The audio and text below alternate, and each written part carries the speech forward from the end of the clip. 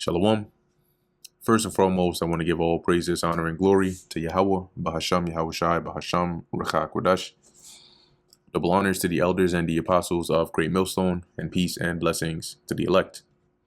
And today we're going to go into the book of First Chronicles, the 19th chapter. Now it came to pass after this that Nahash, the king of the children of Ammon, died, and his son reigned in his stead. And David said, I will shew kindness unto Hanun, the son of Nahash, because his father shewed kindness to me. And David sent messengers to comfort him concerning his father. So the servants of David came into the land of the children of Ammon to Hanun to comfort him. So David sent messengers to him, to console him, maybe brought him gifts or something for his father's death. But the princes of the children of Ammon said to Hanun, Thinkest thou that David doth honor thy father, that he hath sent comforters unto thee? So you think he really cares about your father dying? You think that he sent these messengers to comfort you? Are not his servants come unto thee for to search, and to overthrow, and to spy out the land? So indeed, he sent them to come and spy out and see, how they can take advantage and then maybe even plan a campaign against you. They're not here because they care. Those are the Hebrews. Wherefore Hanun took David's servants and shaved them and cut off their garments in the midst by their buttocks and sent them away. So they basically cut their garment halfway, so they were exposed, and shaved, I believe it was half their beard. Then there went certain and told David how the men were served. So basically how the Ammonites treated his messengers. And he sent to meet them, for the men were greatly ashamed. And the king said, Tarry at Jericho until your beards be grown, and then return.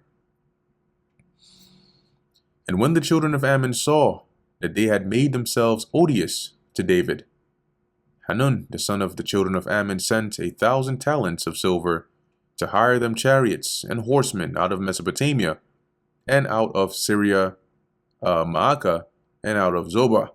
So when they saw that by doing that, they had pissed off David, and they became basically like a eyesore to him for doing that.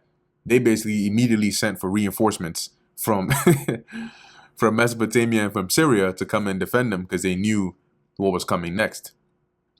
So they hired 32,000 chariots, and the king of Maacah and his people, who came and pitched before Medeba.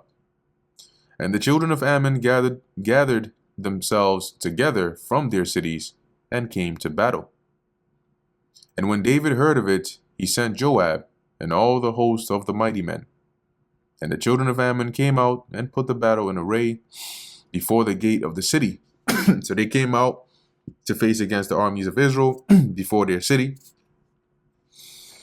And the kings that were come were by themselves in the field. Now when Joab saw that the battle was set against him before and behind, so he had armies in front of him and behind him, he chose out of all the choice of Israel and put them in array against the Syrians. So he chose some of the best warriors, and basically ordered them to fight against the Syrians, which the Ammonites had hired. And the rest of the people he delivered onto the hand of Abishai his brother, and they set themselves in array against the children of Ammon. So now they split up into two camps.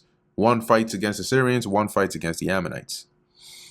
And he said, If the Syrians be too strong for me, then thou shalt help me. But if the children of Ammon be too strong for thee, then I will help thee. Be of good courage, and let us behave ourselves valiantly for our people, and for the cities of our God. And let the Lord Yahweh do that which is good in his sight.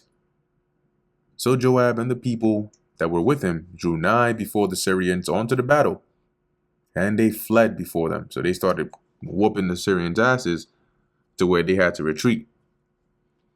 And when the children of Ammon saw that the Syrians were fled, they likewise fled before Abishai his brother, and entered into the city. Then Joab came to Jerusalem. So when they saw their reinforcements had fled, they said, oh yeah, no, it's over. So they also retreated. Now when the Syrians saw that they were put to the worst before Israel, they sent messengers and drew forth the Syrians that were beyond the river. So the Syrians, after they had to retreat, they went and called reinforcements from across the Euphrates to come and help them. And Shophak, the captain of the host of Hadarezer, went before them. So he led them. And it was told David, and he gathered all Israel and passed over Jordan and came upon them and set the battle in array against them. So when David had put the battle in array against the Syrians, they fought with him. But the Syrians fled before Israel. So they also they got beat and had to retreat. And David slew of the Syrians 7,000 men, which fought in chariots, and 40,000 footmen, and that's a lot of people, and killed Shophak, the captain of the host. And when the servants of Hadarezer saw that they were put to the worst before Israel, they made peace with David. They brought the white flag and they surrendered and became his servants. Neither would the Syrians help the children of Ammon anymore. So they said, nah, you on your own, bro. we not coming to be your reinforcements anymore. I don't care how much money you send us. And that brings us to the end of 1 Chronicles, the 19th chapter. Lord willing, that was edifying to the elect. In closing, I want to give all praises, honor, and glory to Yahweh, Bahasham Yahweh Shai, Bahasham Recha Kodash. Until next time, Shalom.